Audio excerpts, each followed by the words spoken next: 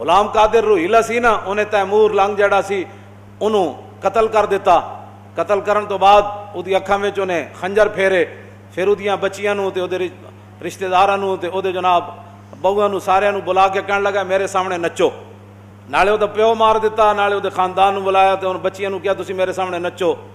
او جڑیاں تیمور لنگ دیاں وڈیاں وڈیاں زنانیاں سن, پھوپھیاں خالہ, انہاں غلام قادر روہیلا نوں کہن لگے اے حکومت آنی جانی شے وے, ایڈا ظلم نہ کر کے اسی پردہ دار عورتاں اور شاہی خاندان دیاں بچیاں ساڈے نال تے تو ہن نچن دا جڑا آرڈر ہے نا اے نہ کر.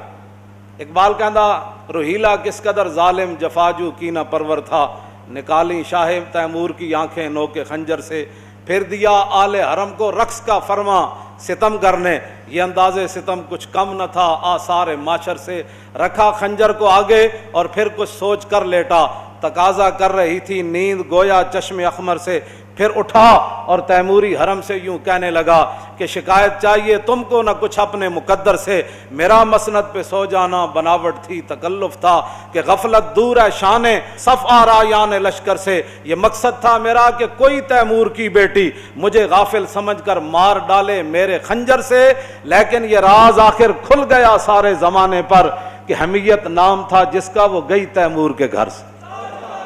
میں حمیت دی گل کر رہا, حمیت. ہماری قوم بڑی جذباتی ہے, کیوں جی؟ ہماری قوم بڑی جذباتی ہے, اس سے بڑا کیا جذبات ہو سکتے ہیں؟ تم نے جب دین پڑھا ہی کوئی نہیں.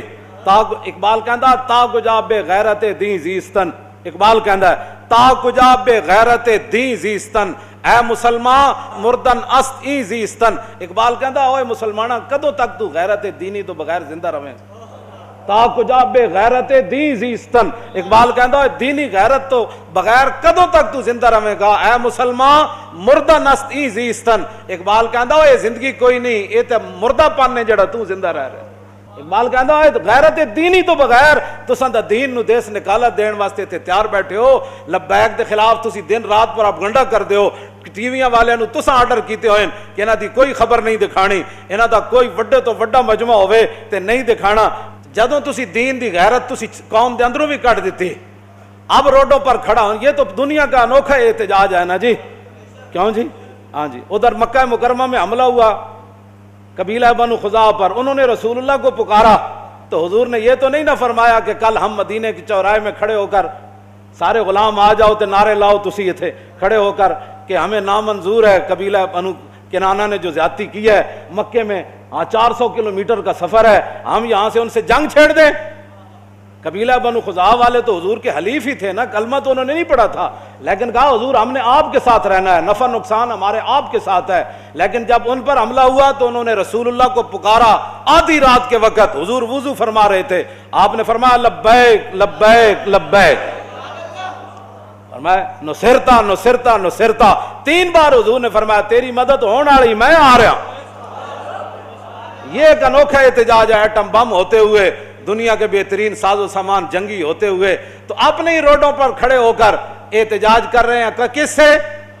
جو کشمیر کے اندر خون بہا رہا ہے, جو بچیوں کی عصمتیں لوٹ رہا ہے, اور جو بوڑھے اور جوانوں کو قتل کرنے کے بعد ان کے اعضاء کاٹ رہے ہیں, ان کے لیے اپنے روڈوں پر کھڑے ہو کر احتجاج کر رہے ہیں. قوم جناب جہاں اشارے ہیں وہ اشاروں پر کھڑی ہو جائے, کیا کہ ہم کیا جی اب کیا بات کی جائے مولانا. حمیت نام تھا جس کا وہ گئی تیمور کے گھر سے. غلام قادر روہیلا کہنے لگا, وہ جدوں کڑیاں نو سامنے بٹھا لیا نا, انہیں کہا نچو نہیں میرے سامنے بیٹھو, سامنے بیٹھا نا تو اپنا خنجر لا کے انہیں میز ہوتے رکھ دیتا, پھر انج پیچھے ٹیک لا کے تے سو گیا.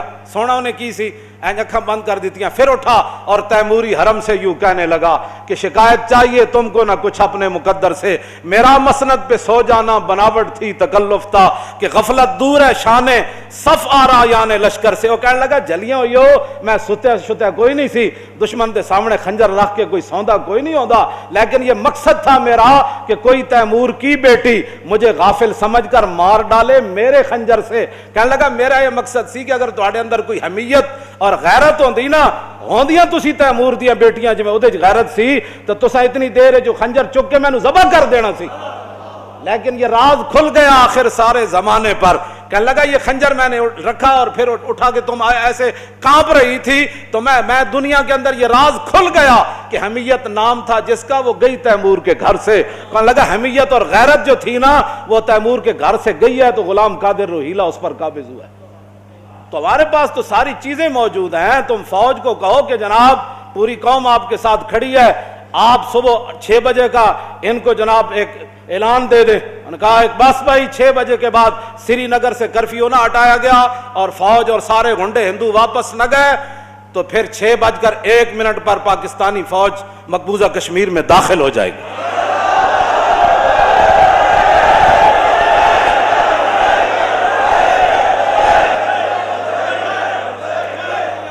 اقبال کہندا اس میں کیا شک ہے کہ محکم ہے یہ ابلیسی نظام. اقبال رویا، کہنے لگا اس میں کیا شک ہے کہ محکم ہے یہ ابلیسی نظام اور پختہ تر اس سے ہوئے خوئے غلامی میں عوام. ہیں جی، پختہ تر اس سے ہوئے خوئے غلامی میں، آرزو اول تو پیدا ہو نہیں سکتی کہیں. اقبال رویا، کہنے لگا جس نظام کے تحت مسلمان چل رہے ہیں نا، آرزو اول تو پیدا ہو نہیں سکتی کہیں، ہو کہیں پیدا تو مر جاتی ہے یا رہتی ہے خام. اقبال کہنا آرزو پیدا ہی نہیں ہوتی جہاد دی، جے پیدا ہوئے کیوں جی اپنا انہیں اعلان کر دیتا ہم جناب وہ یہ تو احتجاج کرنا یہ تو عوام کا حق ہے جن کے پاس طاقت نہیں ہے، جن کے پاس اقتدار نہیں ہے. لیکن رب ہے جس کام سے ہمیں روکتے تھے. یہ لبیک والے کون ہیں؟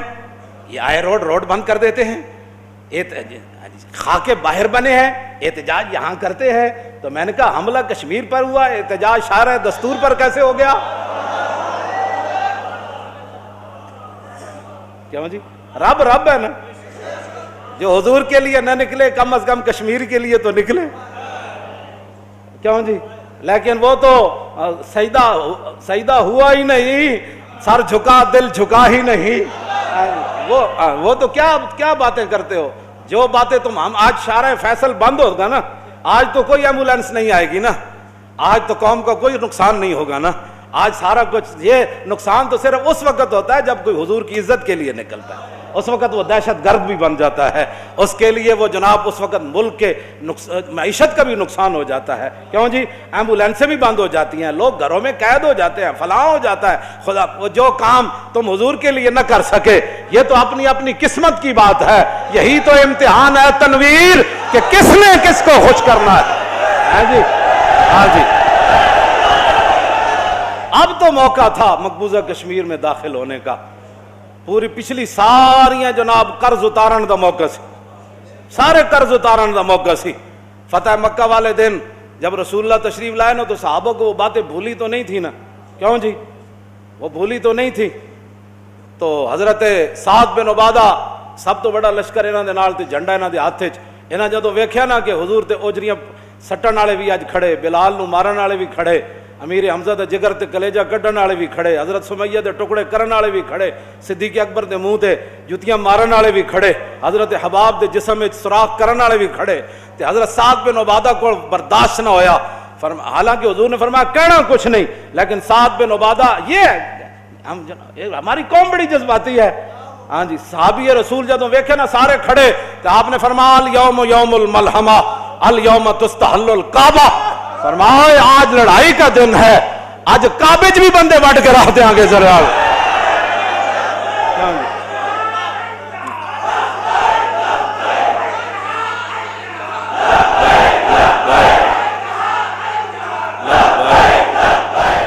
ارتجت آل مکہ تھا حدیث پاک دے الفاظن جدو سعد بن عبادہ ایک گل کی تھی نا کہ الیوم یوم الملحمہ الیوم تستحل الکعبہ. فرمایا آج لڑائی والا دن ہے، آج نبی الملاحم تشریف لا رہے ہیں، آج جنگوں والے نبی تشریف لا رہے ہیں، آج لڑائی والا دن ہے. تے آج کعبے بھی اسی بندہ کوئی نہیں چھڑنا. ہاں جتھے جوں مارن دی اجازت نہیں آ جاتی تو بندے وڑ دینے. تو کیوں جی؟ اس ایک گل نال پڑھیا ہوندا دین تے پھر نہ. کیوں جی؟ پڑھیا ہوندا دین تے پھر نہ. دین جدو پڑھے ہی کوئی نہیں. اقبال کہندا از غلامی بزم ملت فرد ایوان بایوان اندر نمرد آن یکے اندر قیام وہی در سجود کاروبارش چوں صلاتے بے امام. کہندا اقبال کہندا جس ویلے قوماں دے امام کوئی نہ ہون. کیوں جی؟ اس ویلے پھر قوم نماز پڑھ رہی ہوندی، ایک سجدے چ ہوندا ایک قیام وچ ہوندا.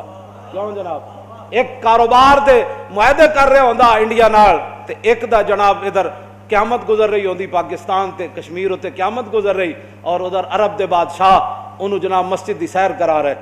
मजीद वीडियोस और अपडेट्स के लिए YouTube पर अल्लामा खादिम Hussain Rizvi official channel subscribe करें और बेल आइकॉन पर भी क्लिक करें।